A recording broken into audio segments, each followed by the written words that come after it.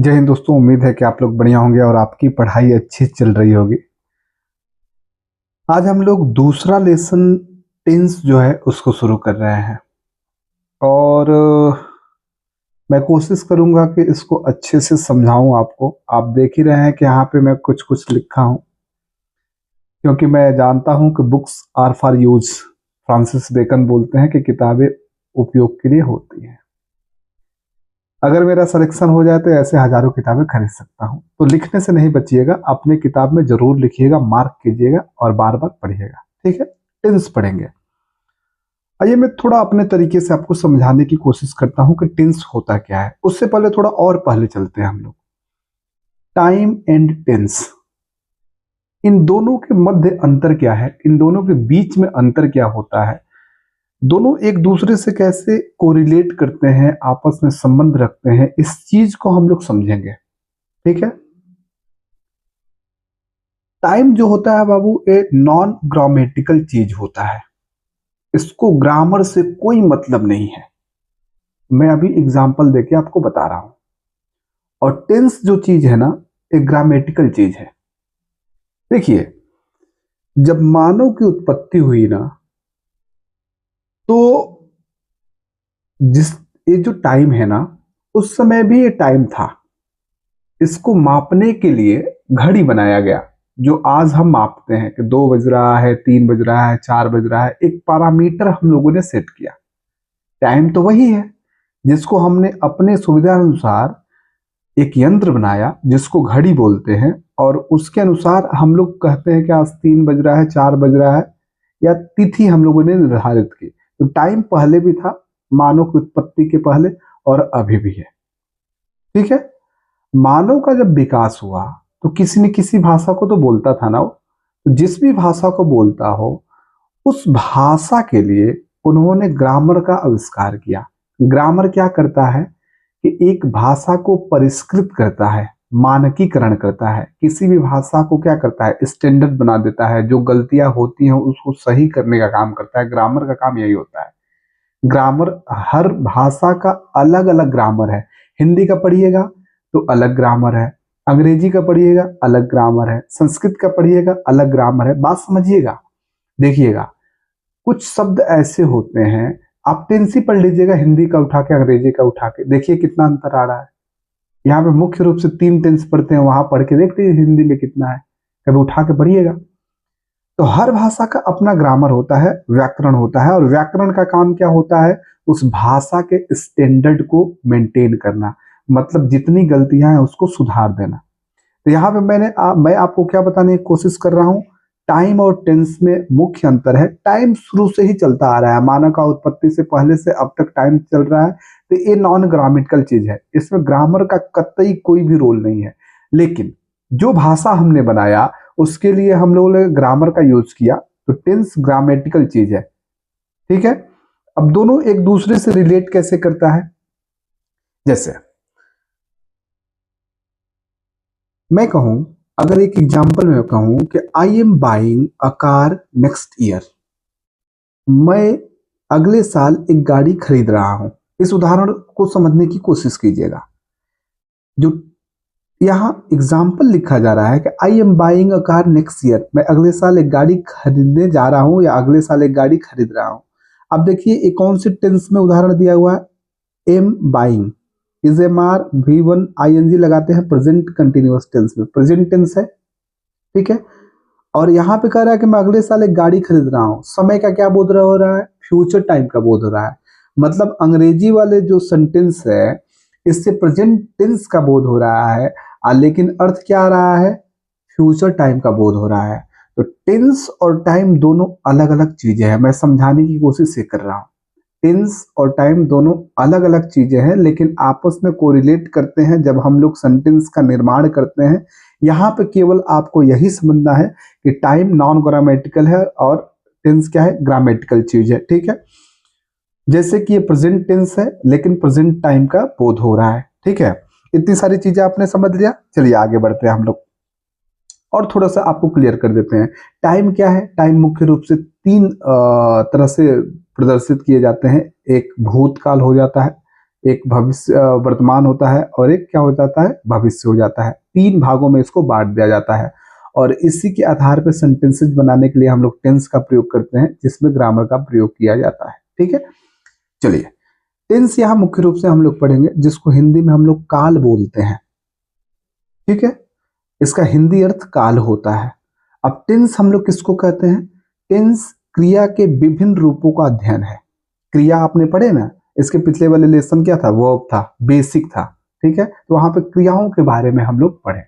क्रिया किसको बोलते हैं, मतलब क्रिया किसको बोलते हैं कि एक ऐसा शब्द जिससे किसी कार्य का होना या करना दर्शाया जाए, या जिससे संबंध बताया जाए या अधिकार जताया जाए, उसको हम लोग क्रिया बोलते हैं। ठीक है, मुख्य रूप से बोल सकते हैं जिससे किसी कार्य का होना या करना दर्शाया जाए। तो क्रिया क्या होता है, टेंस क्या होता है? क्रिया के विभिन्न रूपों का अध्ययन होता है। Tense is the study of the forms of the verbs.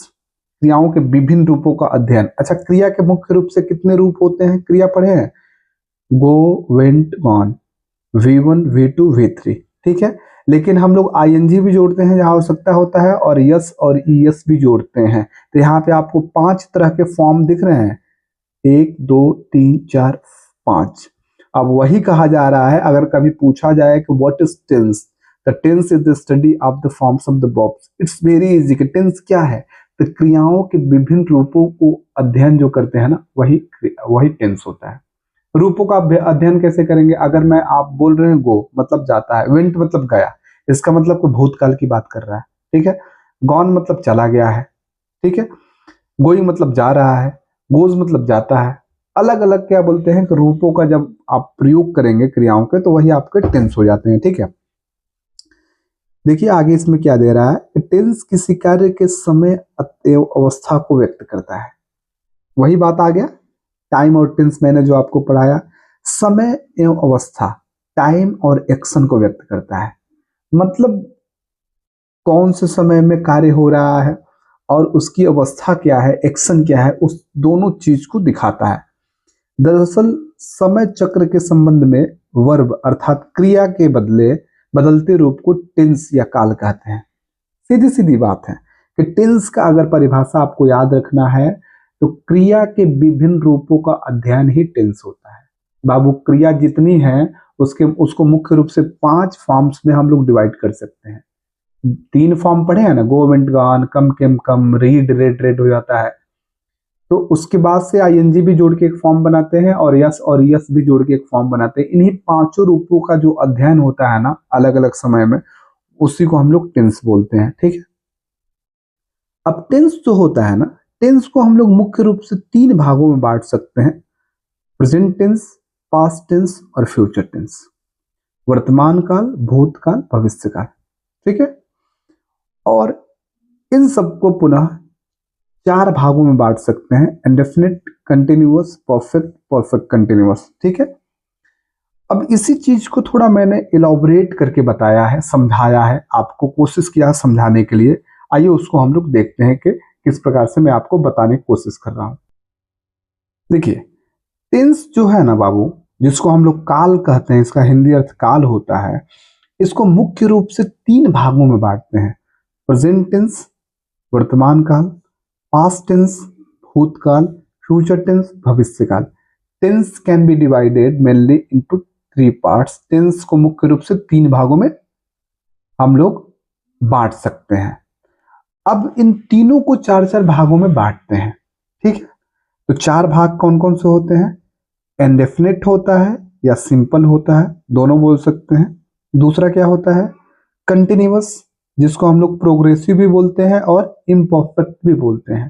ठीक है, तीसरा परफेक्ट होता है, और चौथा क्या होता है? Perfect continuous. आपको याद कैसे रखना है कि सीधी सीधी बात है कि अगर टेंस क्या है, तो टेंस क्रियाओं के विभिन्न रूपों का अध्ययन है। अलग अलग रूप होते हैं, जैसे एग्जांपल गो, वेंट, गॉन, गोइंग, गोज जो होता है, इसके अलग अलग रूपों का जो अध्ययन करते हैं वही टेंस हो जाता है। टेंस को मुख्य रूप से 3 भागों में बांट सकते हैं, प्रेजेंट टेंस वर्तमान काल, पास्ट टेंस भूतकाल, फ्यूचर टेंस भविष्य काल। अब इन तीनों को 4-4 पार्ट्स में बांट सकते हैं, जैसे प्रेजेंट इंडेफिनिट टेंस पहला जो होता है, या सिंपल प्रेजेंट टेंस, ऐसे बोलेंगे, सिंपल पहले रख देंगे। दूसरा क्या होता है प्रेजेंट कंटिन्यूअस टेंस या प्रेजेंट प्रोग्रेसिव टेंस या प्रेजेंट इम्परफेक्ट टेंस, ठीक है। तीसरा क्या है प्रेजेंट परफेक्ट टेंस और चौथा क्या है प्रेजेंट परफेक्ट कंटिन्यूअस टेंस। ऐसे आप पास्ट का भी रख के बोल सकते हैं, पास्ट इंडेफिनिट टेंस या सिंपल पास्ट टेंस, या फ्यूचर इंडेफिनिट टेंस या फ्यूचर सिंपल फ्यूचर टेंस, ऐसे ही रख के हम लोग बोल सकते हैं, क्योंकि सबका प्रेजेंट का भी यही रूप होता है, पास्ट का भी यही रूप होता है और फ्यूचर का भी यही रूप होता है। आई होप इतना आपको समझ में आ रहा है, ठीक है। अब जो ये जैसे आप जब भी जैसे मान लीजिए इंडेफिनिट पढ़ना शुरू किए प्रेजेंट का या पास्ट का या फ्यूचर का, तो इनको हम लोग सेंटेंसेज में पढ़ते हैं। किस में पढ़ते हैं सेंटेंसेज में, ठीक है। तो चाहे प्रेजेंट इंडेफिनिट टेंस हो, पास्ट इंडेफिनिट टेंस हो, फ्यूचर इंडेफिनिट टेंस हो, इसको सेंटेंस में डिवाइड करके पढ़ते हैं हम लोग। तो पहला सेंटेंस क्या होता है अफर्मेटिव सेंटेंस, सकारात्मक वाक्य। दूसरा क्या होता है निगेटिव सेंटेंस, नकारात्मक वाक्य। और तीसरा क्या होता है इंट्रोगेटिव सेंटेंस, प्रश्नवाचक वाक्य। तो सीधी सीधी बात है कि अब तक आपने क्या समझा कि बस बेसिकली मैं आपको यहाँ यही समझाने की कोशिश कर रहा हूं, भाई कंसेप्ट को समझो, रट्टा नहीं मारो। कि कोई भी अगर पूछे या आपको अगर उस चीज को जानना है समझना है तो उसको ध्यान से पढ़िए और समझने की कोशिश कीजिए, अगर लंबे समय तक याद रखना है तो, ठीक है।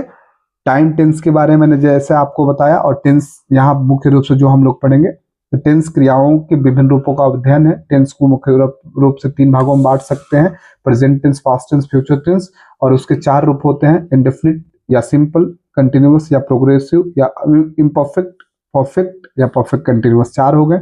मैं इन सब का हिंदी जब इसको पढ़ाऊंगा तो वहां पे मैं आपको बता दूंगा थोड़े, ठीक है। और उन चारों को फिर से हम लोग सेंटेंस में, वाक्य में हम लोग डिवाइड करके पढ़ते हैं, affirmative sentence, negative sentence, interrogative sentence में। समझ में आ रहा है, ठीक है। ठीक है, तो इतनी सारी चीज इसमें आपने देखा, वही चीज मैंने यहाँ जो दिया हुआ है थोड़ा सा मैं आपको एलाबोरेट करके बढ़ा चढ़ा के मैं बता दिया हूँ। आपको करना क्या है कि अगर जैसा मैं अपना एक लिस्ट बना के आपको बताया हूँ वैसे ही लिस्ट एक बना लीजिएगा और इसी पेज पे या तो स्टेपल कर दीजिएगा या तो चिपका दीजिएगा। एक काम ये कर सकते हैं, दूसरा काम एक ये भी कर सकते हैं कि एक आप पतला सा नोट्स बनाइएगा, पतला मतलब कि कोशिश कीजिएगा 60-70 पेज रहे, ठीक है। और उसी में आप लिखिएगा 2 नंबर लिख के टेंस। आपको पता है कि इसी किताब का क्या बोलते हैं मटेरियल है, और वहां पे क्या बोलते हैं उस जो चार्ट को मैंने बनवाया था बना लीजिएगा। ऐसे ही हर लेसन में जो मैं अतिरिक्त लिख लिख के बताऊंगा वहां आप मार्क करते चलिएगा। और जब भी इस लेसन को आप उठाइएगा पढ़ने के लिए, वहां से अपने नोटबुक भी क्या बोलते हैं जो आप लिखे रहिएगा उठा लीजिएगा और साथ में पढ़ लीजिएगा। उससे जैसे इसमें जगह कम पड़ जा रहा है ना तो अलग से बताना पड़ रहा है, जगह जितना रहेगा मैं लिख सकता हूँ आपको लिख के बता दूंगा, जगह कम पड़ेगा तो फिर अतिरिक्त बता दूंगा। और उसके लिए आपको भी ज्यादा इधर उधर जाने की जरूरत नहीं है, एक कॉपी बना लीजिए, नोट्स बना लीजिए, वहां लेसन वाइज नोट कीजिएगा, दूसरा नंबर टेंस यही डाल के नोट कीजिएगा, ठीक है। इस तरीके से करके नोट करते चलिएगा, पढ़ते समय उसको भी सामने रख लीजिएगा, ठीक है। नोट दे रहा है, प्रश्न सामान्यतः फॉर्मूला अथवा कंफ्यूजिंग जोड़े पे आधारित होते हैं, ये बड़ा क्या बोलते हैं महत्वपूर्ण है। अब आपकी जो परीक्षा में पूछने वाली चीजें हैं भाई, कंसेप्ट जब आपका बना रहेगा तभी क्वेश्चन आसानी से कर पाओगे। इंग्लिश क्या है यार, इंग्लिश तो आने ही चाहिए आज के जमाने में। You must know how to read, write and speak, बोलना लिखना और क्या बोलते हैं कि ये सारी चीजें आपको जाननी चाहिए। पढ़ना, अंग्रेजी तो आने ही चाहिए आज के जमाने में, कोई कितना भी कुछ भी कहे but you must no English. ये कंफ्यूजिंग पेयर क्या है जो आपके परीक्षा में पूछता है ज्यादातर, किससे किससे, सिंपल प्रेजेंट और प्रेजेंट कंटिन्यूअस, इन दोनों को मिला के आपसे प्रश्न पूछ देगा। कंटिन्यूअस हो गया और परफेक्ट कंटिन्यूअस, इन दोनों से मिला के आपसे प्रश्न पूछ देगा। परफेक्ट, प्रेजेंट परफेक्ट या सिंपल पास्ट से, इन दोनों से मिला के क्वेश्चन पूछ देगा। सिंपल पास्ट और पास्ट परफेक्ट, इन दोनों से मिला के क्वेश्चन पूछ देगा, ठीक है। आप कहेंगे सर यहाँ कंटिन्यूअस दिया रहा है, किसका कंटिन्यूअस, कंटिन्यूअस दे दिया तो किसी का भी कंटिन्यूअस हो सकता है, किसी का भी परफेक्ट कंटिन्यूअस हो सकता है, प्रेजेंट का भी पास्ट का भी, ऐसे पेयर जहां बन सकता है उसी का बनाएगा और उससे आपसे प्रश्न पूछेगा। ये 4 पेयर होते हैं, तो याद रखने, ये चीजें याद करने की जरूरत नहीं है, ठीक है ना। ये चीजें याद करने की जरूरत नहीं है, केवल एक बार आपने देख लिया, जो मैंने पहले आपको बताया वो आपको याद रखने की जरूरत है, वो समझने की जरूरत है, ठीक है। अब आगे से मैं आपको नेक्स्ट वीडियो में प्रेजेंट इंडेफिनिट टेंस या कंटिन्यूअस जो होगा जैसे इसमें दिया हुआ है, फिर थोड़ा एलोबरेट करके मैं आपको समझाने की बताने की कोशिश करूंगा, और कैसे प्रश्न पूछ सकते हो सारी चीजें मैं दिखाऊंगा, ठीक है।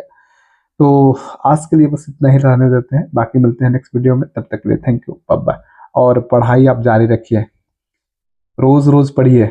अगर आज चला गया ना तो आज वाला दिन कल नहीं आएगा, मतलब आज जो क्या बोलते हैं कि जो डेट है, जो मंथ है, वो नेक्स्ट टाइम नहीं आ पाएगा, वो ईयर नहीं आ पाएगा। तो आपकी तैयारी का एक दिन आज कम हो गया, ठीक है। तो आप हर दिन एक अंतिम दिन मान के तैयारी कीजिए, मेरी क्या बोलते हैं राय मानिए, राय ही है, ठीक है। और तैयारी करते रहिए, डेली रोज रोज पढ़िए। पढ़ाई एक दिन की चीज नहीं होती है, रोज पढ़ा जाता है। कोई सोचेगा कि 10 दिन में पढ़ लेंगे तो नहीं हो पाएगा बाबू, समझ में आ रहा है। डेली पढ़िए, प्रैक्टिस करते रहिए, यू विल बी सक्सेसफुल, जल्दी सफल हो जाएंगे। Thank you, bye bye.